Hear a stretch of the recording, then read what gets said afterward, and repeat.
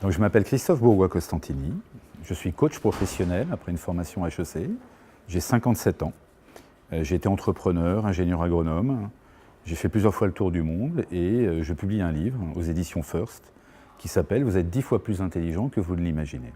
La rencontre avec Nadal a été décisive sur le livre parce qu'en fait j'avais l'intuition qu'il était le champion qu'on connaît, pas uniquement à cause de ce qu'on appelle sa kinesthésie, son corps, ou son geste tennistique, qu'il y avait autre chose.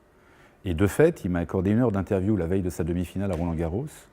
Et en fait, l'intuition était plutôt bonne puisqu'il m'a avoué, ce que j'avais jamais lu ni entendu, qu'il depuis sa plus tendre enfance, on ne lui avait pas appris à regarder la balle, on lui avait appris à écouter la balle, à entendre la balle. Et ce qu'il y a de formidable, c'est qu'en fait, il a développé une intelligence ou une aptitude qui est celle de l'oreille, qui est celle du son, qui est une aptitude extrêmement importante dans le sport, alors qu'en France, on ne nous l'apprend jamais.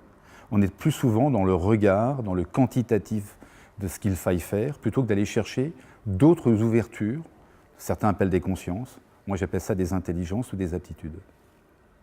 Quelque chose que m'a appris Nadal, c'est la manière dont il engrammait son geste devant un miroir, reprenant ainsi les techniques de Stanislavski, qui étaient de former des acteurs, pour être totalement le jeu, pour rentrer dans le personnage. Ce qui fait que lorsqu'il est dans une position de stress, balle de match par exemple, le geste est totalement naturel.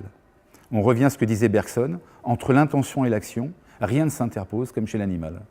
Le geste fait tellement partie de son personnage, comme un 5e membre, qui fait qu'il n'a pas à réfléchir dans les moments délicats de sa vie.